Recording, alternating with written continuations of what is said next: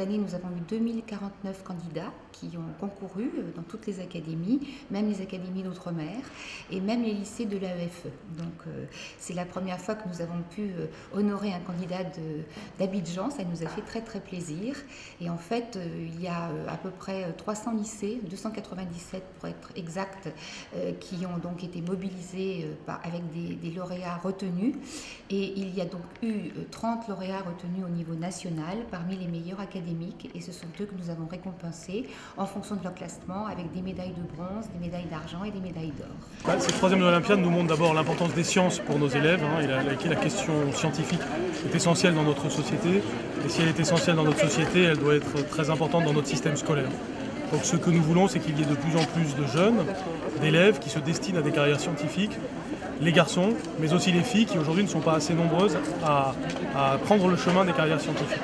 Donc des Olympiades comme celle-ci sont l'occasion d'encourager les activités scientifiques et la mobilisation des professeurs autour de prix comme ceux-ci, qui sont aussi des occasions un petit peu d'approfondissement et en même temps de jeu pour les élèves concernés.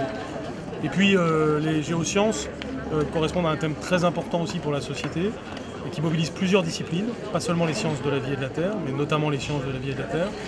Et ces enjeux de développement durable de notre société, qui sont importants pour, par exemple, la Guadeloupe, c'est quelque chose de fondamental, eh bien, ces enjeux, c'est l'occasion de les traiter à l'occasion d'Olympiades comme celle-ci, et de montrer que le système scolaire s'est beaucoup mobilisé ces dernières années autour du développement durable, de sorte que pratiquement tous les élèves de France aujourd'hui passe par de l'éducation au développement durable. Ce qui m'a particulièrement intéressée, c'est que ça touchait des faits d'actualité, donc comme le pétrole, ou bien des choses régionales, comme par exemple, moi je viens de Nancy, mais il y avait dans les annales des fois des sujets sur les Vosges, ou sur des choses qui nous touchent tous les jours et qu'on ne connaît pas forcément alors qu'on habite tout près. Alors comment avez-vous travaillé ces Olympiades? Je les ai préparées un peu en faisant des annales, et puis en cours aussi, on en a fait une ou deux pour voir un peu comment il fallait s'y prendre pour répondre. Oui, le développement durable est important, fait l'objet d'une sensibilisation dès l'école primaire. Et maintenant, les enjeux du développement durable sont présents, les enjeux de l'environnement en général, sont présents dans l'ensemble des disciplines du système scolaire, et notamment les disciplines scientifiques. Et puis, par exemple, si vous prenez l'enseignement technologique et professionnel, il est de plus en plus concerné, articulé même, en fonction des enjeux de l'environnement. On peut prendre qu'un exemple, la filière STI désormais s'appelle Sciences et techniques industrielles et du développement durable, autrement dit STI 2D.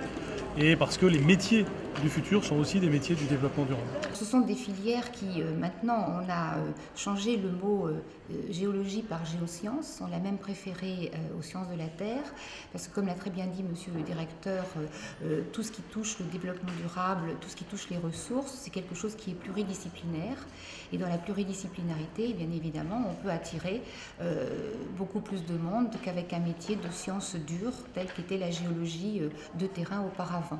Donc nous espérons que ces géosciences, qui ouvrent la discipline sciences de la Terre à d'autres problématiques sociétales, enjeux planétaires, va permettre d'ouvrir des voies et de faire découvrir des voies d'accès et des métiers qui n'étaient pas forcément connus et qui sont aussi bien pour les filles que pour les garçons. J'ai une affection particulière pour les Antilles et pour la Guyane, parce que je suis un ancien recteur de Guyane. Et que vous dire, sinon que j'aime beaucoup la Guadeloupe et les Antilles, et qu'on regarde avec attention les résultats au baccalauréat en Martinique, en Guadeloupe et en Guyane, parce qu'on souhaite toujours évidemment que les résultats progressent d'année en année.